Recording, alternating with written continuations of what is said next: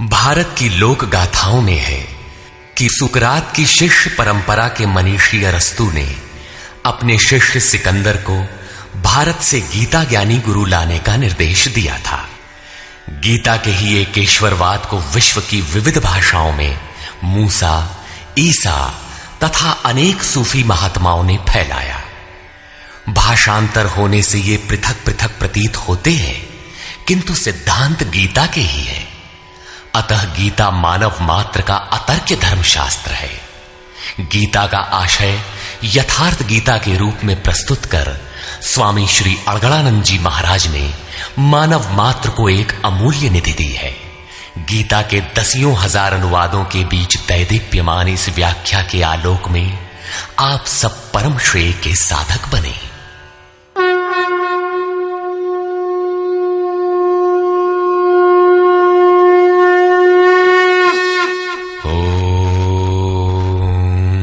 श्री परमात्मने नमः। यथार्थ गीता श्रीमद् भगवत गीता अथ षष्ठोऽध्यायः।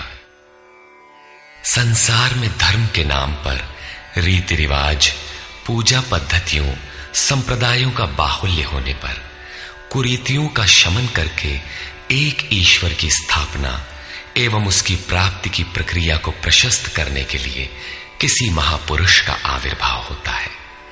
क्रियाओं को छोड़कर बैठ जाने और ज्ञानी कहलाने की रूढ़ी कृष्ण काल में अत्यंत व्यापक थी। इसलिए इस अध्याय के प्रारंभ में ही योगेश्वर श्री कृष्ण ने इस प्रश्न को चौथी बार स्वयं उठाया कि ज्ञान योग तथा निष्काम कर्म योग दोनों के अनुसार कर्म करना ही होगा। श्री भगवान उवाच।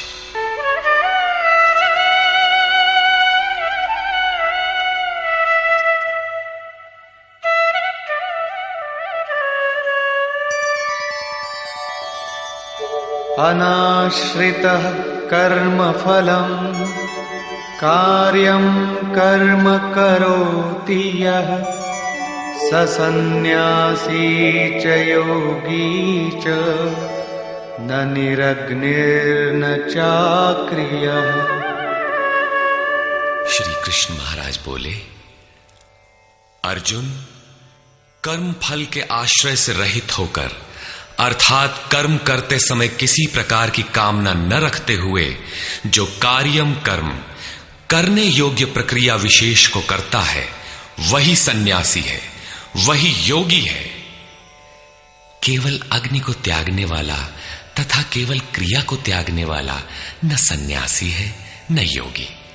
क्रियाएं बहुत सी हैं, उनमें से कार्यम कर्म करने योग्य क्रिया, नियत कर्म निर्धारित की हुई कोई क्रिया विशेष है, वो है यज्ञ की प्रक्रिया, जिसका शुद्ध अर्थ है आराधना, जो आराध्य देव में प्रवेश दिला देने वाली विधि विशेष है। उसको कार्य रूप देना कर्म है। जो उसे करता है वही सन्यासी है, वही योगी होता है। केवल अग्नि को त्यागने वाला कि हम अग्नि नहीं छूते, या कर्म त्यागने वाला कि मेरे लिए कर्म है ही नहीं, मैं तो आत्मज्ञानी हूं, केवल ऐसा कहे और कर्म आरंभ ही न करे, करने योग्य क्रिया विशेष न करे, तो वो न सन्यासी है न योगी। इस पर और देखें। यम सन्न्यासमिति प्राहुः योगं तं विद्धि पांडव नह्य सन्न्यस्त संकल्पो योगी भवति कश्चन। अर्जुन, जिसे सन्यास ऐसा कहते हैं उसी को तू योग जान, क्योंकि संकल्पों का त्याग किए बिना कोई भी पुरुष योगी नहीं होता। अर्थात कामनाओं का त्याग दोनों ही मार्गियों के लिए आवश्यक है। तब तो सरल है कि कह दे कि हम संकल्प नहीं करते और हो गए योगी सन्यासी। श्री कृष्ण कहते हैं ऐसा कदापि नहीं है। आरुरुक्षोर्मुनेर्योगं कर्म कारणमुच्यते योगारूढ़स्य तस्य तस्यैव शमः कारणमुच्यते। योग पर आरूढ़ होने की इच्छा वाले मननशील पुरुष के लिए योग की प्राप्ति में कर्म करना ही कारण है, और योग का अनुष्ठान करते करते जब वो परिणाम देने की अवस्था में आ जाए, उस योगारूढ़ता में शमः कारणम उच्यते, संपूर्ण संकल्पों का अभाव कारण है। इससे पहले संकल्प पिंड नहीं छोड़ते। और यदा हिनेन्द्रियार्थेषु न कर्मस्वनुषज्यते सर्वसंकल्पसन्न्यासी योगारूढ़स्तदोच्यते। जिस काल में पुरुष न तो इंद्रियों के भोगों में आसक्त होता है और न कर्मों में ही आसक्त है, योग की परिपक्वावस्था में पहुंच जाने पर आगे कर्म करके ढूंढने किसे। अतः नियत कर्म आराधना की आवश्यकता नहीं रह जाती, इसलिए वो कर्मों में भी आसक्त नहीं है। उस काल में सर्व संकल्प सन्यासी, सर्व संकल्पों का अभाव है, वही सन्यास है, वही योगारूढ़ता है। रास्ते में सन्यास नाम की कोई वस्तु नहीं है। इस योगारूढ़ता से लाभ क्या है? उद्धरेदात्मनात्मानं नात्मानमवसादये आत्मैव ह्यात्मनो बन्धु आत्मैव रिपुरात्मनः।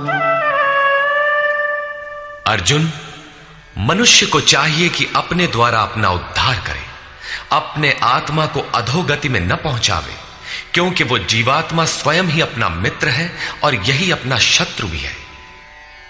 कब ये शत्रु होता है और कब मित्र, इस पर कहते हैं बन्धुरात्मात्मनस्तस्य येनात्मैवात्मना जितः अनात्मनस्तु शत्रुत्वे वर्तेतात्मैव शत्रुवत्।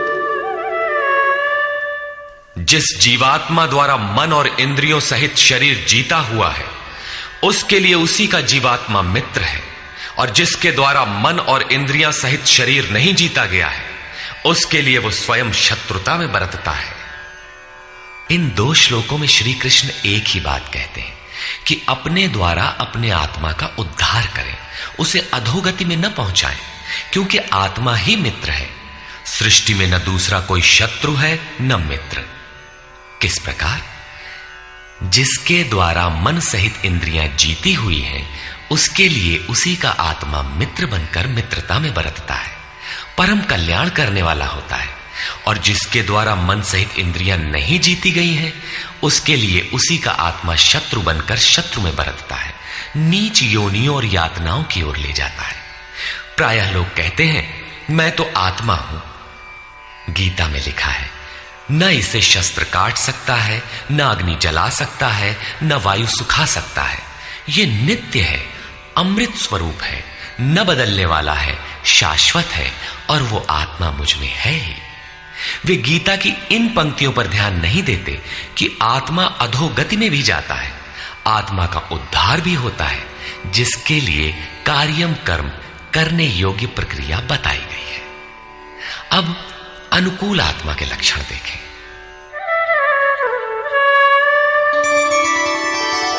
जितात्मनः प्रशान्तस्य परमात्मा समाहितः शीतोष्ण सुख दुःखेषु तथा मानापमानयोः।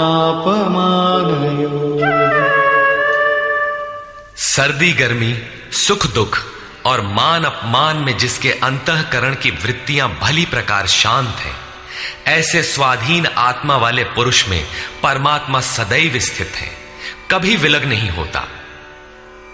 जितात्मा अर्थात जिसने मन सहित इंद्रियों को जीत लिया है, वृत्ति परम शांति में प्रवाहित हो गई है, यही आत्मा के उद्धार की अवस्था है। आगे कहते हैं, ज्ञान विज्ञान तृप्तात्मा कूटस्थो विजितेन्द्रियः युक्त इत्युच्यते योगी समलोष्टाश्मकाञ्चनः। जिसका अंतःकरण ज्ञान विज्ञान से तृप्त है, जिसकी स्थिति अचल स्थिर और विकार रहित है, जिसने इंद्रियों को विशेष रूप से जीत लिया है, जिसकी दृष्टि में मिट्टी, पत्थर और सुवर्ण एक समान है, ऐसा योगी युक्त कहा जाता है। युक्त का अर्थ है योग से संयुक्त। ये योग की पराकाष्ठा है, जिसे योगेश्वर 5वें अध्याय में श्लोक 7 से 12 तक अभिचित्रित कराए हैं। परम तत्व परमात्मा का साक्षात्कार और उसके साथ होने वाली जानकारी ज्ञान है। 1 इंच भी इष्ट से दूरी है, जानने की इच्छा बनी है, तब तक वो अज्ञानी है। वो प्रेरक कैसे सर्वव्याप्त है, कैसे प्रेरणा देता है, कैसे अनेक आत्माओं का एक साथ पथ प्रदर्शन करता है, कैसे वो भूत भविष्य और वर्तमान का ज्ञाता है। उस प्रेरक इष्ट की कार्य प्रणाली का ज्ञान ही विज्ञान है। जब से हृदय में इष्ट का आविर्भाव होता है, उसी दिन से वो निर्देश देने लगता है, किंतु प्रारंभ में साधक समझ नहीं पाता। पराकाष्ठा काल में ही योगी उनकी आंतरिक कार्य प्रणाली को पूर्णतः समझ पाता है। यही समझ विज्ञान है। योगारूढ़ अथवा युक्त पुरुष का अंतःकरण ज्ञान विज्ञान से तृप्त रहता है। इसी प्रकार योग युक्त पुरुष की स्थिति का निरूपण करते हुए योगेश्वर श्री कृष्ण पुनः कहते हैं, सुहृन्मित्रार्युदासीन मध्यस्थद्वेष्य बन्धुषु साधुष्वपि च पापेषु समबुद्धिर्विशिष्यते। प्राप्ति के पश्चात महापुरुष समदर्शी और समवर्ती होता है। जैसे पिछले श्लोक में उन्होंने बताया कि जो पूर्ण ज्ञाता या पंडित है, वो विद्या विनय संपन्न ब्राह्मण में, चांडाल में, गाय, कुत्ता, हाथी में समान दृष्टि वाला होता है। उसी का पूरक ये श्लोक है। वो हृदय से सहायता करने वाले सहृदय, मित्र, बैरी, उदासीन, द्वेषी, बंधुगणों, धर्मात्मा तथा पापियों में भी समान दृष्टि वाला योग युक्त पुरुष अति श्रेष्ठ है। वो उनके कार्यों पर दृष्टि नहीं डालता, बल्कि उनके भीतर आत्मा के संचार पर ही उसकी दृष्टि पड़ती है। इन सब में वो केवल इतना अंतर देखता है कि कोई कुछ नीचे की सीढ़ी पर खड़ा है तो कोई निर्मलता के समीप, किंतु वो क्षमता सब में है। यहां योग युक्त के लक्षण पुनः दोहराए गए। कोई योग युक्त कैसे बनता है, वो कैसे यज्ञ करता है, यज्ञ स्थली कैसी हो, आसन कैसा हो, उस समय कैसे बैठा जाए, कर्ता के द्वारा पालन किए जाने वाले नियम, आहार विहार, सोने जागने का संयम तथा कर्म पर कैसी चेष्टा हो, इत्यादि बिंदुओं पर योगेश्वर श्री कृष्ण ने अगले 5 श्लोकों में प्रकाश डाला, जिससे आप भी उस यज्ञ को संपन्न कर सके। अध्याय 3 में उन्होंने यज्ञ का नाम लिया और बताया कि यज्ञ की प्रक्रिया ही वो नियत कर्म है। अध्याय 4 में उन्होंने यज्ञ का स्वरूप विस्तार से बताया, जिसमें प्राण का अपान में हवन, अपान का प्राण में हवन, प्राण अपान की गति रोककर मन का निरोध इत्यादि किया जाता है। सब मिलाकर यज्ञ का शुद्ध अर्थ है आराधना तथा उस आराध्य देव तक की दूरी तय कराने वाली प्रक्रिया, जिस पर 5वें अध्याय में भी कहा। किंतु उसके लिए आसन, भूमि, करने की विधि इत्यादि का चित्रण शेष था। उसी पर योगेश्वर श्री कृष्ण यहां प्रकाश डालते हैं। योगी युञ्जीत सततम् आत्मानं रहसि स्थितः एकाकीयत चित्तात्मा निराशीर परिग्रहः। चित्त को जीतने में लगा हुआ योगी मन, इंद्रियों और शरीर को वश में रखकर वासना और संग्रह रहित होकर एकांत स्थान में अकेले ही चित्त को आत्मोपलब्धि कराने वाली योग क्रिया में लगावे। उसके लिए स्थान कैसा हो, आसन कैसा रहे? शुचौ देशे प्रतिष्ठाप्य स्थिरमासनमात्मनः नात्युच्छ्रितं नातिनीचं चैलाजिनकुशोत्तरम्। शुद्ध भूमि में कुश, मृगछाल, वस्त्र अथवा इससे उत्तरोत्तर रेशमी ऊनी तख्त कुछ भी बिछाकर अपने आसन को न अति ऊंचा न नीचा स्थिर स्थापित करें। शुद्ध भूमि का तात्पर्य उसके झाड़ने बुहारने सफाई करने से। जमीन पर कुछ बिछा लेना चाहिए, चाहे मृगछाल हो या चटाई अथवा कोई भी वस्त्र, तख्त, जो भी उपलब्ध हो, कोई एक वस्तु बिछा लेना चाहिए। आसन हिलने डुलने वाला ना हो, न जमीन से बहुत ऊंचा हो और न एकदम नीचा। पूज्य महाराज जी लगभग 5 इंच ऊंचे आसन पर बैठते थे। एक बार भाविकों ने लगभग 1 फीट ऊंचा संगमरमर का एक तख्त मंगा दिया। महाराज जी एक दिन तो बैठे, फिर बोले, नहीं हो, बहुत ऊंचा हो गया, ऊंचे नहीं बैठे के चाही साधु के, अभिमान हो ही जावा करत है, नीचे हूं न बैठे के चाही, हीनता आवत है, अपने से घृणा आवत है। बस उसको उठवाया और जंगल में एक बगीचा था, वहां रखवा दिया। वहां न कभी महाराज जाते थे और न अब ही कोई जाता है। ये था उन महापुरुष का क्रियात्मक शिक्षण। इसी प्रकार साधक के लिए भी बहुत ऊंचा आसन नहीं होना चाहिए, नहीं तो भजन पूर्ति बाद में होगी, अहंकार पहले चढ़ बैठेगा। इसके पश्चात तत्रैकाग्रं मनः कृत्वा यत चित्तेन्द्रियक्रियः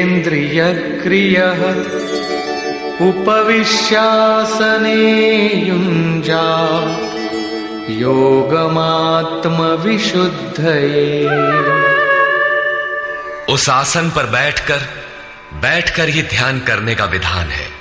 मन को एकाग्र करके चित्त और इंद्रियों को, क्रियाओं को वश में रखते हुए अंतःकरण की शुद्धि के लिए योगाभ्यास करें। अब बैठने का तरीका बताते हैं। समं काय शिरो ग्रीवं धारयन्नचलं स्थिरः संप्रेक्ष्य नासिकाग्रं स्वं दिशश्चानवलोकयन्।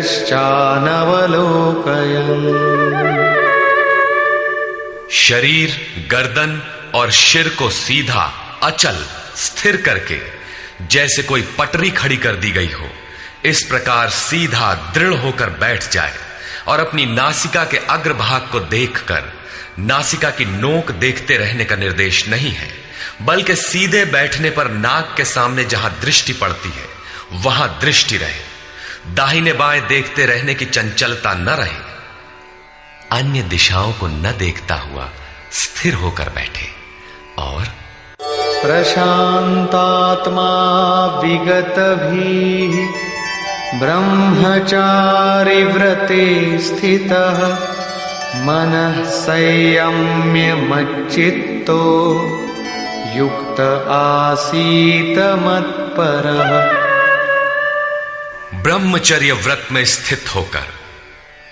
प्रायः लोग कहते हैं कि जननेंद्रिय का संयम ब्रह्मचर्य है, किंतु महापुरुषों की अनुभूति है कि मन से विषयों का स्मरण करके, आंखों से वैसे दृश्य देखकर, त्वचा से स्पर्श कर, कानों से विषयोत्तेजक शब्द सुनकर जननेंद्रिय संयम संभव नहीं है। ब्रह्मचारी का वास्तविक अर्थ है ब्रह्म आचरति स ब्रह्मचारी। ब्रह्म का आचरण है नियत कर्म, यज्ञ की प्रक्रिया, जिसे करने वाले यान्ति ब्रह्म सनातनम, सनातन ब्रह्म में प्रवेश पा जाते हैं। इसे करते समय स्पर्शान कृत्वा बहिर्बाह्यान, बाहर के स्पर्श, मन और सभी इंद्रियों के स्पर्श बाहर ही त्याग कर चित्त को ब्रह्म चिंतन में, श्वास प्रश्वास में ध्यान में लगाना है। मन ब्रह्म में लगा है तो बाह्य स्मरण कौन करे? यदि बाह्य स्मरण होता है तो अभी मन लगा कहां? विकार शरीर पर नहीं, मन की तरंगों में रहता है। मन ब्रह्माचरण में लगा है तो जननेन्द्रिय संयम ही नहीं, सकलेंद्रिय संयम तक स्वाभाविक हो जाता है। अतः ब्रह्म के आचरण में स्थित रहकर भय रहित और अच्छी प्रकार शांत अंतःकरण वाला मन को संयत रखते हुए मुझ में लगे हुए चित्त से युक्त मेरे परायण होकर स्थित हो। ऐसा करने का परिणाम क्या होगा?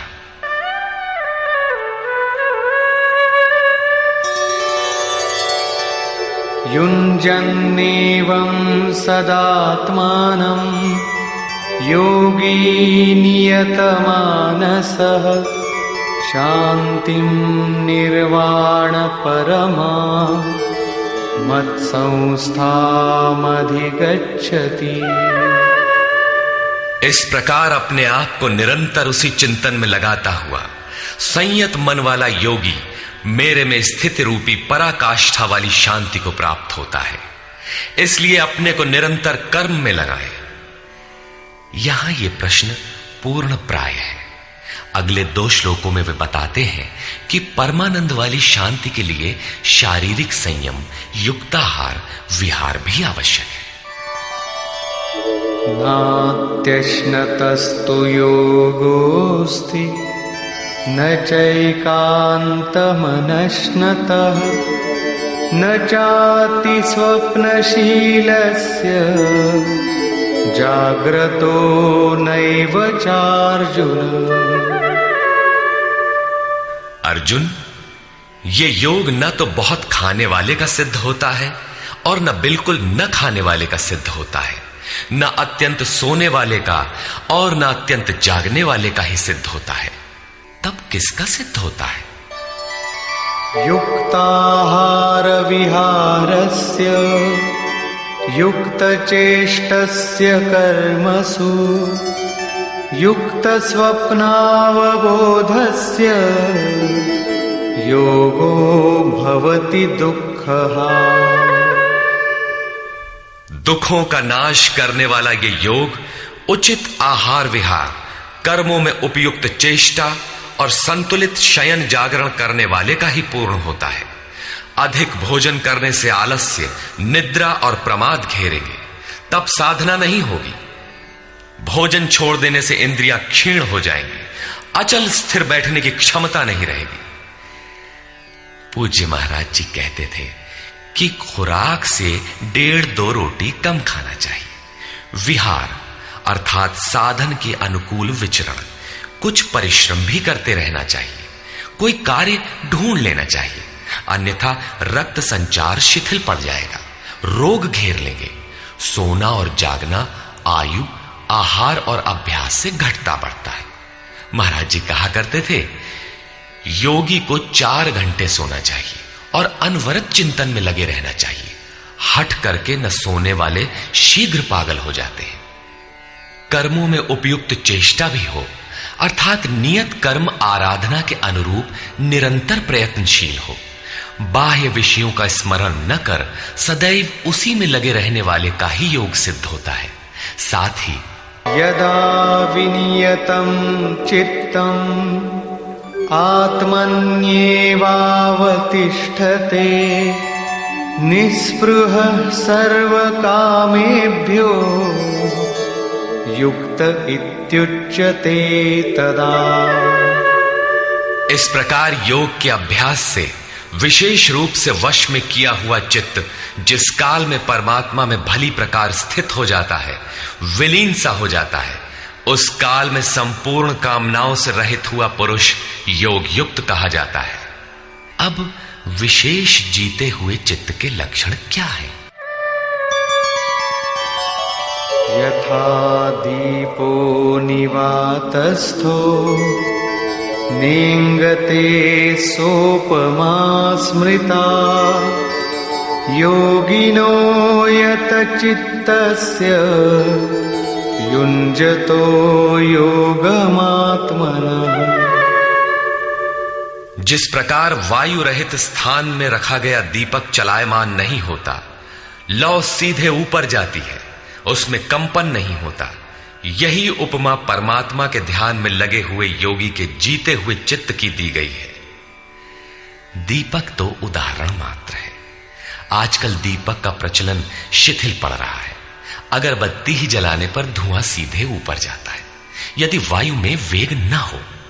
यह योगी के जीते हुए चित्त का एक उदाहरण मात्र है। अभी चित्त भले ही जीता गया है, निरोध हो गया है, किंतु अभी चित्त है। जब निरुद्ध चित्त का भी विलय हो जाता है तब कौन सी विभूति मिलती है, देखें। यत्रो परमते चित्तम निरुद्धं योग सेवया यत्र चैवात्मनात्मानं पश्यन्नात्मनि तुष्यति। जिस अवस्था में योग के अभ्यास से बिना अभ्यास के कभी निरोध नहीं होगा, अतः योग अभ्यास से निरुद्ध हुआ चित्त भी उपराम हो जाता है, विलय हो जाता है, मिट जाता है।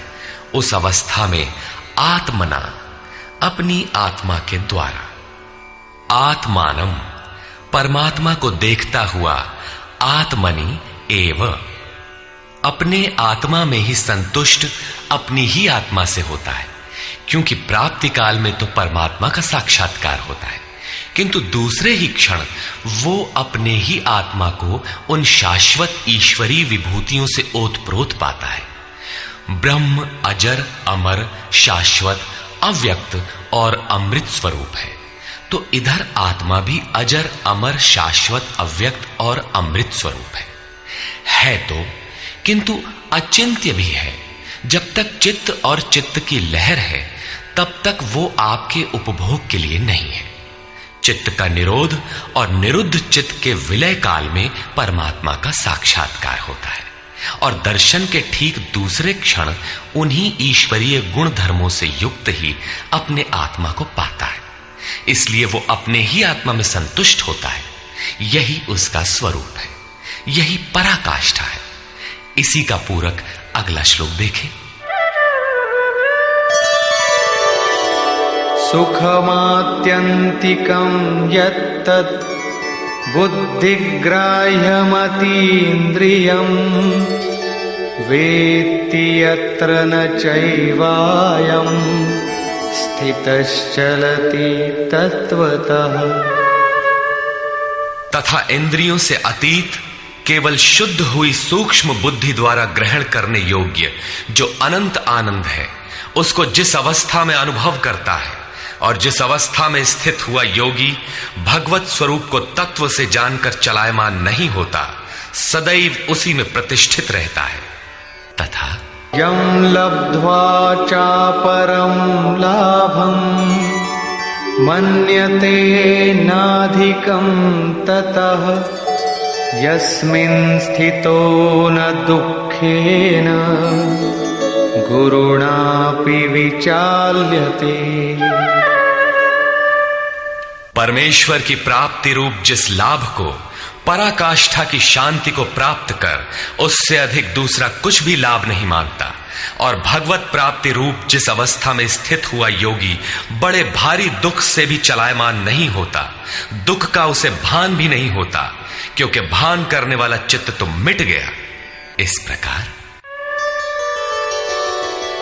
तम विद्या दुख संयोग वियोगम योग संगीतम सनिश्चयेन योक्तव्यो योगो निर्विण्ण चेतसा। जो संसार के संयोग और वियोग से रहित है उसी का नाम योग है।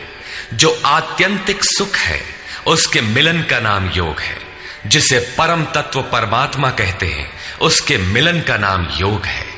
वो योग न उकताए हुए चित्त से निश्चय पूर्वक करना कर्तव्य है। धैर्य पूर्वक लगा रहने वाला ही योग में सफल होता है।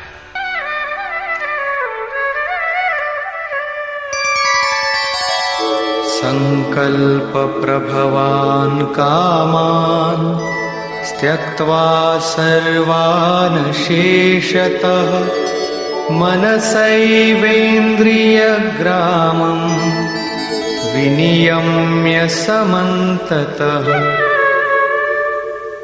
इसलिए मनुष्य को चाहिए कि संकल्प से उत्पन्न होने वाली संपूर्ण कामनाओं को वासना और आसक्ति सहित सर्वथा त्याग कर मन के द्वारा इंद्रियों के समुदाय को सब ओर से अच्छी प्रकार वश में करके शनैः शनैरुपरमेद् बुद्ध्या धृतिगृहीतया आत्मसंस्थं मनः कृत्वा न किंचिदपि चिंतयेत्।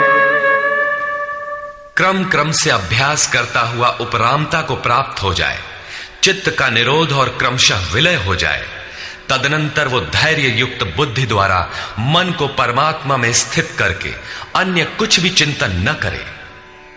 निरंतर लगकर पाने का विधान है, किंतु आरंभ में मन लगता नहीं। इस पर योगेश्वर कहते हैं,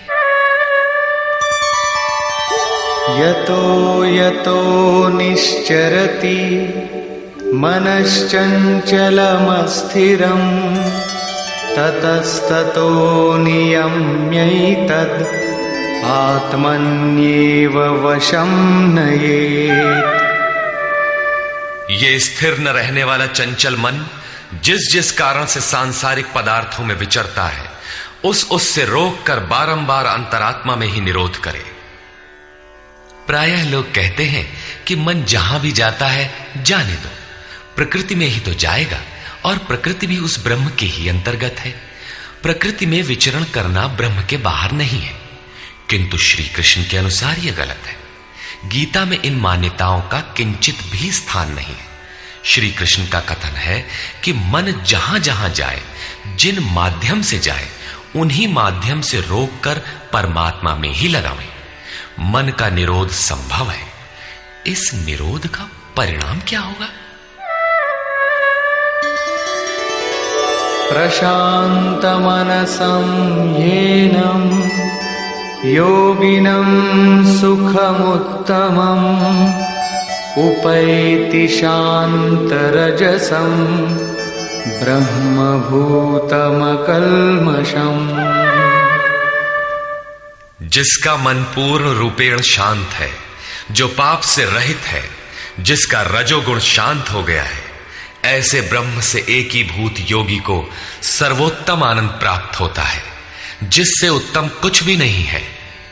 इसी पर पुनः बल देते हैं, युञ्जन्नेवं सदात्मानं योगी विगतकल्मषः सुखेन ब्रह्म संस्पर्शम् अत्यंतं सुखमश्नुते।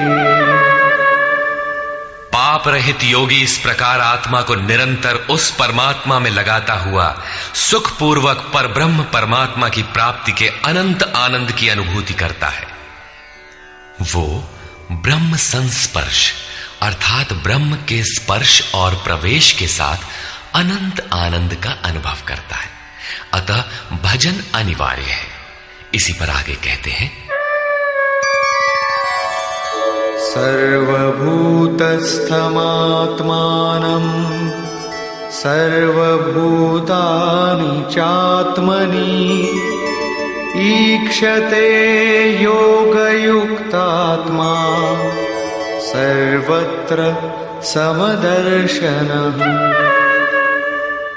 योग के परिणाम से युक्त आत्मा वाला, सब में समभाव से देखने वाला योगी आत्मा को संपूर्ण प्राणियों में व्याप्त देखता है और संपूर्ण भूतों को आत्मा में ही प्रवाहित देखता है।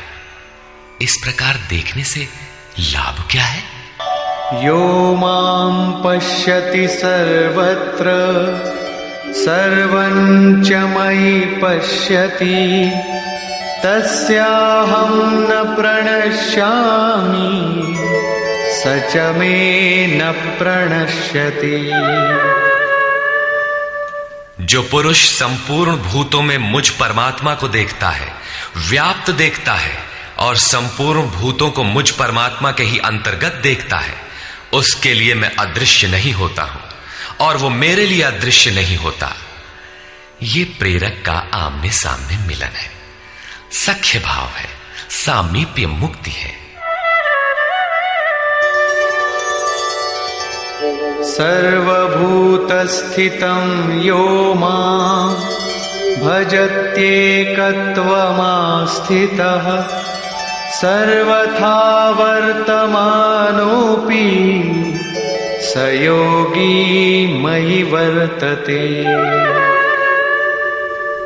जो पुरुष अनेकता से परे उपर्युक्त एकत्व भाव से मुझ परमात्मा को भजता है, वो योगी सब प्रकार के कार्यों में बरतता हुआ मेरे में ही बरतता है, क्योंकि मुझे छोड़कर उसके लिए कोई बचा भी तो नहीं। उसका तो सब मिट गया, इसलिए वो अब उठता बैठता जो कुछ भी करता है मेरे संकल्प से करता है।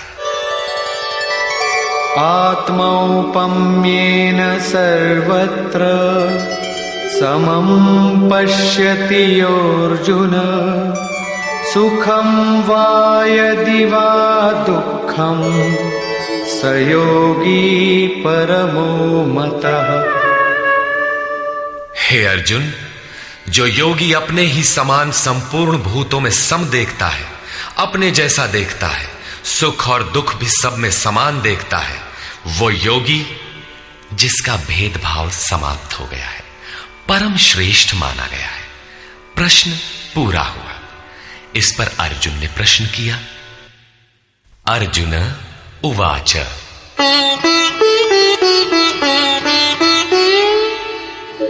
योऽयं योगस्त्वया प्रोक्तः साम्येन मधुसूदन एतस्याहं न पश्यामि चञ्चलत्वात् स्थितिं स्थिराम्।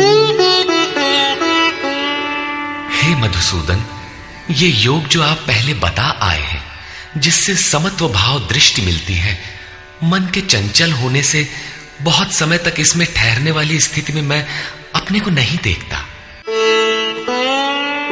चंचलं हि मनः कृष्ण प्रमाथि बलवदृढम् तस्याहं निग्रहं मन्ये वायोरिव सुदुष्करम्। हे श्री कृष्ण, ये मन बड़ा चंचल है, प्रमथन स्वभाव वाला है, अर्थात दूसरे को मत डालने वाला हठी तथा बलवान है। इसलिए इसे वश में करना मैं वायु की भांति अति दुष्कर मानता हूं। तूफानी हवा और इसको रोकना बराबर है।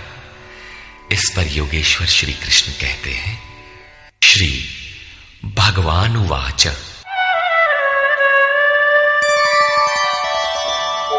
असंशयं महाबाहो मनो दुर्निग्रहं चलम् अभ्यासेन तु कौन्तेय वैराग्येण च गृह्यते।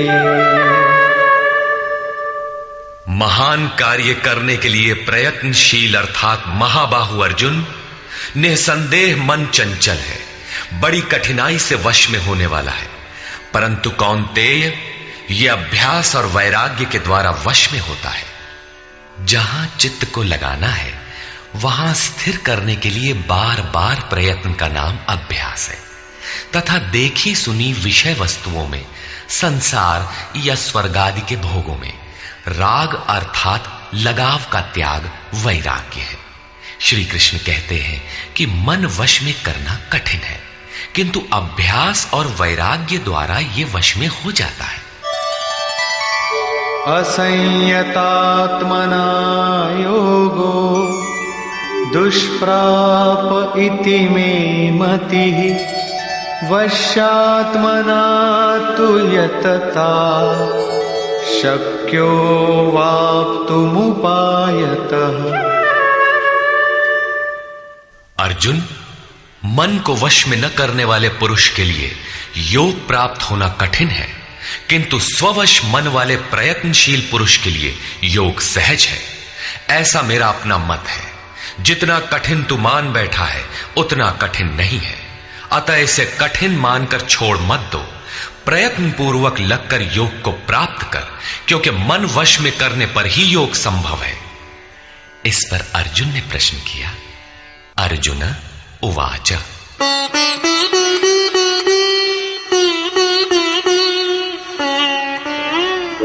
अयति श्रद्धयोपेतो योगाच्चलितमानसः अप्राप्य योगसंसिद्धिं कां गतिं कृष्ण गच्छति। योग करते करते यदि किसी का मन चलायमान हो जाए, यद्यपि अभी योग में उसको श्रद्धा है ही, तो ऐसा पुरुष भगवत सिद्धि को प्राप्त न होकर किस गति को पाता है? कच्चिन्नो भय विभ्रष्टः छिन्नाभ्रमिव नश्यति अप्रतिष्ठो महाबाहो विमूढ़ो ब्रह्मणः पथि। महाबाहु श्री कृष्ण भगवत प्राप्ति के मार्ग से विचलित हुआ वो मोहित पुरुष छिन्न भिन्न बादल की भांति दोनों ओर से नष्ट भ्रष्ट तो नहीं होता। छोटी सी बदली आकाश में छाए तो वो न बरस पाती है, न लौटकर मेघों से ही मिल पाती है, बल्कि हवा के झोंकों से देखते देखते नष्ट प्राय हो जाती है।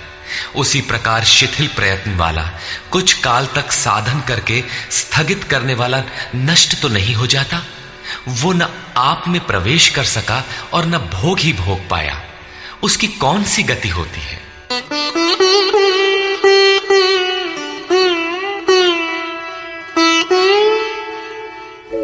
एतन्मे संशयं कृष्ण छेत्तुमर्हस्य शेषतः त्वदन्यः संशयस्यास्य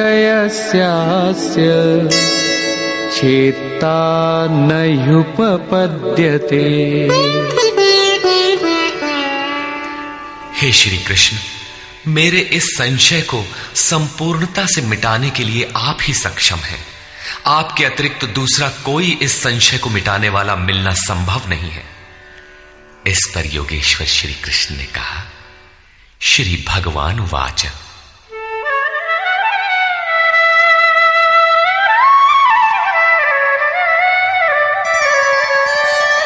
पार्थ नैवेह नामुत्र विनाशस्तस्य विद्यते न हि कल्याणकृत् कश्चिद् दुर्गतिं तात गच्छति। पार्थिव शरीर को ही रथ बनाकर लक्ष्य की ओर अग्रसर अर्जुन, उस पुरुष का ना तो इस लोक में और न परलोक में ही नाश होता है, क्योंकि हे तात, उस परम कल्याणकारी नियत कर्म को करने वाला दुर्गति को प्राप्त नहीं होता। उसका होता क्या है? प्राप्य पुण्यकृतान् लोकान् उषित्वा शाश्वती समाः शुचीनां श्रीमतां गेहि योगभ्रष्टोऽभिजायते। मन चलायमान होने से योग भ्रष्ट हुआ वो पुरुष पुण्यवानों के लोकों में वासनाओं को भोग कर, जिन वासनाओं को लेकर वो योग भ्रष्ट हुआ था, भगवान उसे थोड़े में सब दिखा सुना देते हैं। उन्हें भोग कर वो शुचि नाम श्रीमताम, शुद्ध आचरण वाले श्रीमान पुरुषों के घर में जन्म लेता है। जो शुद्ध आचरण वाले हैं वही श्रीमान है।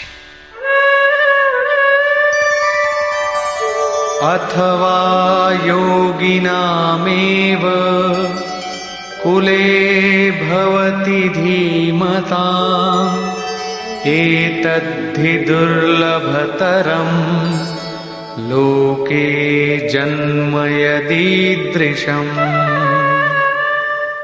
अथवा वहां जन्म न मिलने पर भी स्थिर बुद्धि योगियों के कुल में वो प्रवेश पा जाता है।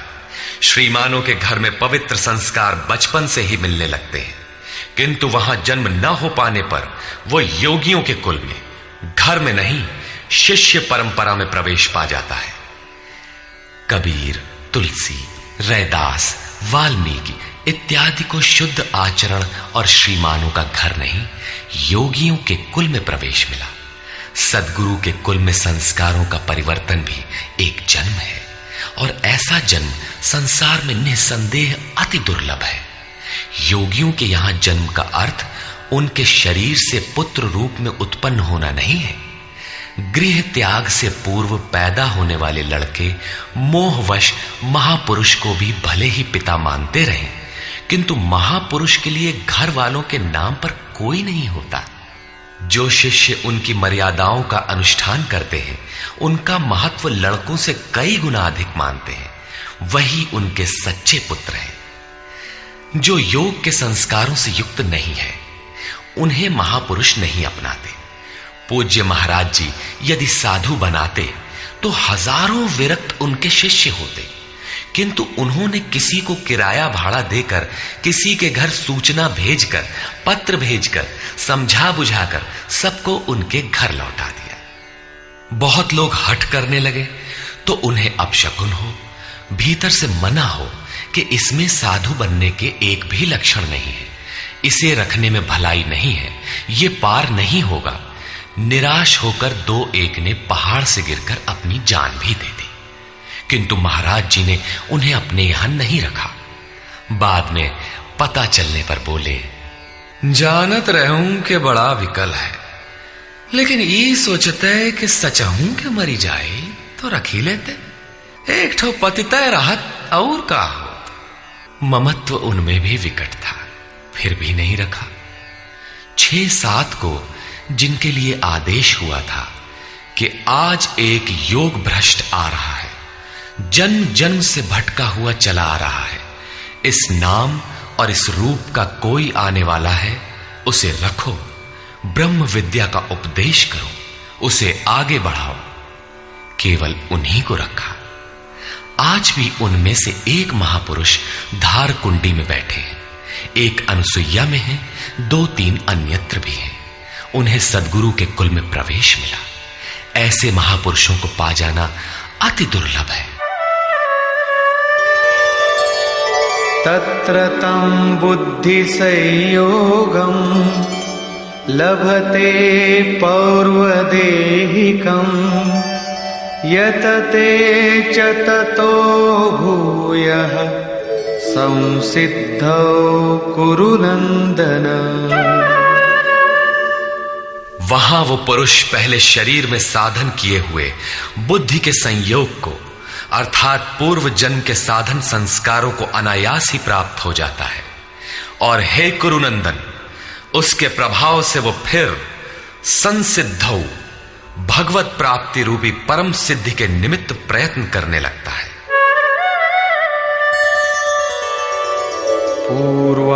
पूर्वाभ्यासेन तेनैव ह्रियते ह्यवशोऽपि सः जिज्ञासुरपि योगस्य शब्द ब्रह्माति वर्तते। श्रीमानों के घर विषयों के वश में रहने पर भी वो पूर्व जन्म के अभ्यास से भगवत पथ की ओर आकर्षित हो जाता है, और योग में शिथिल प्रयत्न वाला वो जिज्ञासु भी वाणी के विषय को पार करके निर्वाण पद को पा जाता है। उसकी प्राप्ति का यही तरीका है, कोई एक जन्म में पाता भी नहीं। प्रयत्नाद्यतमानस्तु योगी संशुद्ध किल्बिषः अनेक जन्म संसिद्धः ततो याति परां गतिम्। अनेक जन्मों से प्रयत्न करने वाला योगी परम सिद्धि को प्राप्त हो जाता है। प्रयत्न पूर्वक अभ्यास करने वाला योगी सभी पापों से अच्छी प्रकार शुद्ध होकर परम गति को प्राप्त हो जाता है। प्राप्ति का यही क्रम है। पहले शिथिल प्रयत्न से यह योग आरंभ होता है, मन चलायमान होने पर जन्म लेता है, सद्गुरु के कुल में प्रवेश पाता है और प्रत्येक जन्म में अभ्यास करते हुए वहीं पहुंच जाता है जिसका नाम परम गति, परम धाम है। योगेश्वर श्री कृष्ण ने कहा था कि इस योग में बीज का नाश नहीं होता। आप 2 कदम चल भर दें, उस साधन का कभी नाश नहीं होता।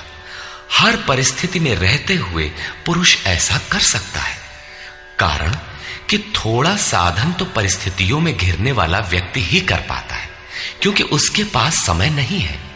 आप काले हो, गोरे हो अथवा कहीं के हो, गीता सबके लिए है, आपके लिए भी है, बशर्ते आप मनुष्य हो। उत्कट प्रयत्न वाला चाहे जो हो, किंतु शिथिल प्रयत्न वाला गृहस्थ ही होता है। गीता गृहस्थ, विरक्त, शिक्षित, अशिक्षित, सर्वसाधारण मनुष्य मात्र के लिए है, किसी साधु नामक विचित्र प्राणी के लिए ही नहीं। अंत में योगेश्वर श्री कृष्ण निर्णय देते हैं, तपस्विभ्योऽधिको योगी ज्ञानिभ्योऽपि मतोऽधिकः कर्मिभ्यश्चाधिको योगी तस्माद्योगी भवार्जुन। तपस्वियों से योगी श्रेष्ठ है, ज्ञानियों से भी श्रेष्ठ माना गया है, कर्मियों से भी योगी श्रेष्ठ है। इसलिए अर्जुन, तू योगी बन। तपस्वी अभी योग को ढालने में प्रयत्नशील है, कर्मी केवल कर्म जानकर करता भर है। ये गिर भी सकते हैं, क्योंकि न इन दोनों में समर्पण है और न अपना हानि लाभ देखने की क्षमता। किंतु ज्ञानी योग की परिस्थितियों को जानता है, अपनी शक्ति समझता है, उसकी जिम्मेदारी उसी पर है, और निष्काम कर्म योगी तो इष्ट के ऊपर अपने को फेंक चुका है, वो इष्ट संभालेगा। परम कल्याण के पथ पर ये दोनों ठीक चलते हैं, किंतु जिसका भार वो इष्ट संभालता है वो इन सब में श्रेष्ठ है, क्योंकि प्रभु ने उसे ग्रहण कर लिया है। उसका हानि लाभ वो प्रभु देखता है, इसलिए योगी श्रेष्ठ है।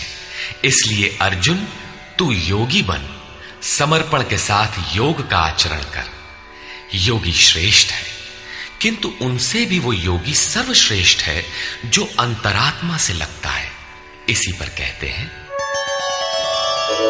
योगिनामपि सर्वेषां मद्गतेनान्तरात्मना श्रद्धावान् भजते यो मां समे युक्ततमो मतः। संपूर्ण निष्काम कर्म योगियों में भी जो श्रद्धा विभोर होकर अंतरात्मा से, अंतर चिंतन से मुझे निरंतर भजता है, वो योगी मुझे परम श्रेष्ठ मान्य है। भजन दिखावे या प्रदर्शन की वस्तु नहीं है। इससे समाज भले ही अनुकूल हो, किंतु प्रभु प्रतिकूल हो जाते हैं। भजन अत्यंत गोपनीय है, वो अंतःकरण से होता है, उसका उतार चढ़ाव अंतःकरण के ऊपर है। निष्कर्ष, इस अध्याय के आरंभ में योगेश्वर श्री कृष्ण ने कहा कि फल के आश्रय से रहित होकर जो कार्यम कर्म अर्थात करने योग्य प्रक्रिया विशेष का आचरण करता है वही सन्यासी है, और उसी कर्म को करने वाला ही योगी है। केवल क्रियाओं अथवा अग्नि को त्यागने वाला योगी अथवा सन्यासी नहीं होता। संकल्पों का त्याग किए बिना कोई भी पुरुष सन्यासी अथवा योगी नहीं होता। हम संकल्प नहीं करते, ऐसा कह देने मात्र से संकल्प पिंड नहीं छोड़ते। योग में आरूढ़ होने की इच्छा वाले पुरुष को चाहिए कि कार्यम कर्म करे, और करते करते योगारूढ़ हो जाने पर सर्व संकल्पों का अभाव होता है, इसके पूर्व नहीं। सर्व संकल्पों का अभाव ही संन्यास है। योगेश्वर ने पुनः बताया कि आत्मा अधोगति में जाता है और उसका उद्धार भी होता है। जिस पुरुष द्वारा मन सहित इंद्रियां जीत ली गई हैं, उसका आत्मा उसके लिए मित्र बनकर मित्रता में बरतता है तथा परम कल्याण करने वाला होता है। जिसके द्वारा ये नहीं जीती गई, उसके लिए उसी का आत्मा शत्रु बनकर शत्रुता में बरतता है, यातनाओं का कारण बनता है। अतः मनुष्य को चाहिए कि अपने आत्मा को अधोगति में न पहुंचावे, अपने द्वारा अपनी आत्मा का उद्धार करे। उन्होंने प्राप्ति वाले योगी की रहनी बताई। यज्ञ स्थली, बैठने का आसन तथा बैठने के तरीके पर उन्होंने कहा कि स्थान एकांत और स्वच्छ हो, वस्त्र मृग चर्म अथवा कुश की चटाई में से कोई एक आसन हो। कर्म के अनुरूप चेष्टा, युक्ताहार विहार, सोने जागने के संयम पर उन्होंने बल दिया।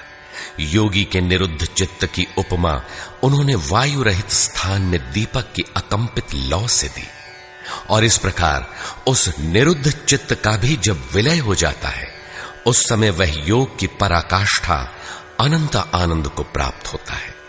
संसार के संयोग वियोग से रहित अनंत सुख का नाम योग है। योग का अर्थ है उससे मिलन। जो योगी इसमें प्रवेश पा जाता है, वह संपूर्ण भूतों में समदृष्टि वाला हो जाता है। जैसे अपनी आत्मा वैसे ही सबकी आत्मा को देखता है। वह परम पराकाष्ठा की शांति को प्राप्त होता है। अतः योग आवश्यक है। मन जहां जहां जाए वहां वहां से घसीटकर बारंबार इसका निरोध करना चाहिए। श्री कृष्ण ने स्वीकार किया कि मन बड़ी कठिनाई से वश में होने वाला है, लेकिन होता है। यह अभ्यास और वैराग्य द्वारा वश में हो जाता है। शिथिल प्रयत्न वाला व्यक्ति भी अनेक जन्म के अभ्यास से वहीं पहुंच जाता है, जिसका नाम परम गति अथवा परम धाम है। तपस्वियों, ज्ञान मार्गियों तथा केवल कर्मियों से योगी श्रेष्ठ है। इसलिए अर्जुन, तू योगी बन।